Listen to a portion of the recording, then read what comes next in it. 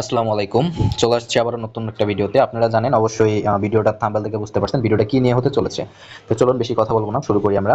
তো প্রথমে চলে যাবো আমরা গুগল ক্রোমে এবং এইখান থেকে ফায়ারবেস লিখে সার্চ করবো। হ্যাঁ, এই যে দেখেন আমি ফায়ারবেস লিখে সার্চ করলাম, আপনারা ফায়ারবেস লিখে সার্চ করবেন এবং ফায়ারবেসের যে অফিসিয়াল ইয়েটা পাবেন আপনারা এটার মধ্যে চলে আসবেন। ঠিক আছে, তো আমি হচ্ছে ফায়ারবেসের অফিসিয়াল যে পেজ আছে এটার মধ্যে চলে গেলাম। যার পর এখানে দেখতে পাবেন গ্রেট স্টার্টে ক্যান্সেল লেখা আছে। ঠিক আছে, এটার মধ্যে একটা ক্লিক দিবেন। বাস দেওয়ার পরে আপনাদের হচ্ছে আপনাদের কাঙ্ক্ষিত যে ইমেল অ্যাকাউন্ট ওইটার মধ্যে নিয়ে আসবে। অনেকের হচ্ছে যে টু ফ্যাক্টর ভেরিফিকেশন মানে অন করা নাই, ঠিক আছে, তাদের হচ্ছে টু ফ্যাক্টর ভেরিফিকেশন অন করতে বলবে। তো অন করে নেবেন, ঠিক আছে।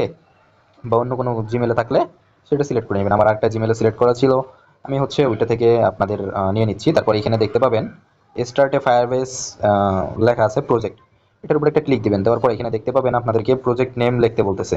ঠিক আছে, তো আমি হচ্ছে এসবি সাকিব 666 এটা লিখলাম। লেখার পর এখানে দেখতে পাবেন আই অ্যাকসেপ্ট ফায়ারবেস, এটা ক্লিক দিবেন।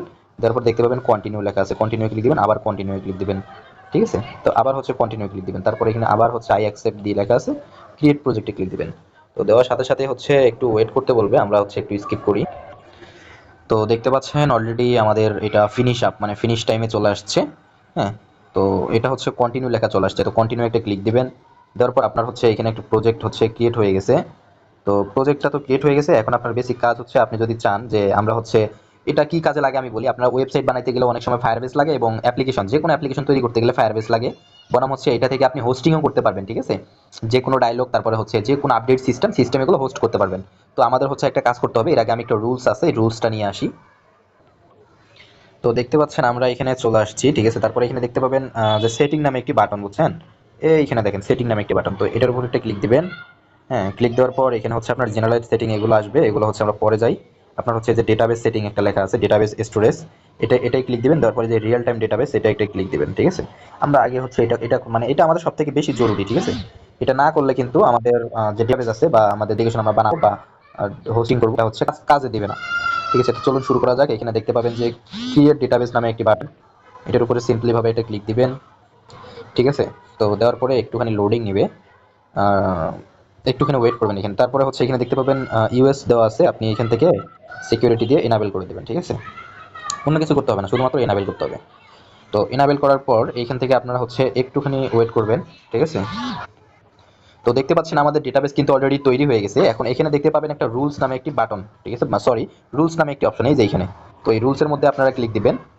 ক্লিক দেওয়ার সাথে সাথে এরকম চলে আসবে, এখানে দেখতে পাবেন আপনারা ফলস আসে। হ্যাঁ, তো আপনারা হচ্ছে এখান থেকে সিলেক্ট করবেন অল। সিলেক্ট করার পর যেটা আমরা কপি করে নিয়ে আসছি আমরা একটা হচ্ছে ইয়ে দিব, ভিডিও ডিসক্রিপশন বক্সে পেয়ে যাবেন, বা হচ্ছে আপনি এটা অন্য কোথাও থেকে নিতে পারেন। সরি, এটা তো গেল না, এখন হচ্ছে গেছে। তারপর এখানে আপনারা এটা বসিয়ে দেবেন, সিম্পলি পেস্ট করে দেবেন।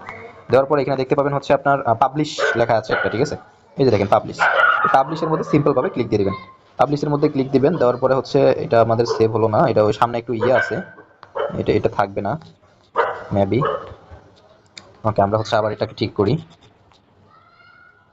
সরি, এখনো এটা ঠিক হয়নি। আচ্ছা, আমরা এটা ঠিক করে নিই। তো দেখতে পাচ্ছেন অলরেডি আমাদের রুলসটা পাবলিক হয়ে গেছে। এখানে আপনার ডেটা নামে যে বাটনটা আছে এখানে চলে আসবেন। এখানে আসার পর এখানে আপনারা দেখতে পাবেন উপরে যে ইউআরএলটা আছে, হ্যাঁ, এইখানে ক্লিক দেওয়া মাত্র ইউআরএলটা কপি হবে। এটা কিন্তু আপনাদের কাজে লাগবে, এটা আপনারা কপি করে রাখবেন। তো এটাই হচ্ছে মেইন জিনিস। আর আরেকটা বিষয় আছে, আপনারা সিক্রেট কি যেটাকে আমরা বলি, আপনারা অনেক ডায়লগের লাগাইতে গেলে সিক্রেট কি লাগে ওটা কোথায় পাবেন, এই সেটিং অপশনে ট্যাপ দিবেন।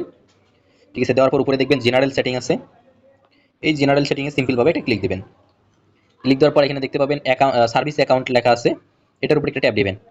তো দেওয়ার পর এখান থেকে হচ্ছে একটুখানি ওয়েট করতে হবে, কারণ এটা একটু লোড নেয়। হ্যাঁ, তারপর দেখতে পাবেন এখানে সিক্রেট ডেটাবেস সিক্রেটস লেখা আছে, এখানে একটা ট্যাপ দিবেন। দেওয়ার পর আপনাকে হচ্ছে সিম্পল ভাবে একটা পেজ ওপেন করাবে। পেজ ওপেন করার পর এখানে দেখতে পাবেন অ্যাড সিক্রেটস লেখা আছে, এটার উপর একটা ট্যাপ দিবেন। দেওয়ার পরে দেখেন নতুন ভাবে অ্যাড হয়ে গেছে, আপনি এখানে শোর উপর একটা ট্যাপ দিবেন। শো হয়ে গেছে, তারপর কপি বাটনে একটা ট্যাপ দিবেন, বাস এটা কপি হয়ে গেল। ঠিক আছে, এগুলো টোটাল কাজ কিন্তু শেষ। ওকে, কিন্তু যেটা দেখালাম না এটা আপনারা হচ্ছে ভালোভাবে মনে রাখবেন। আর আরেকটা বিষয় আমি বলি, ঠিক আছে, এটা হচ্ছে আমি পরে দেখাবো। হ্যাঁ, আপাতত হচ্ছে ভিডিও এই পর্যন্তই। তো ভালো থাকবেন, সুস্থ থাকবেন, আল্লাহ হাফেজ, দেখা হচ্ছে নেক্সট ভিডিওতে।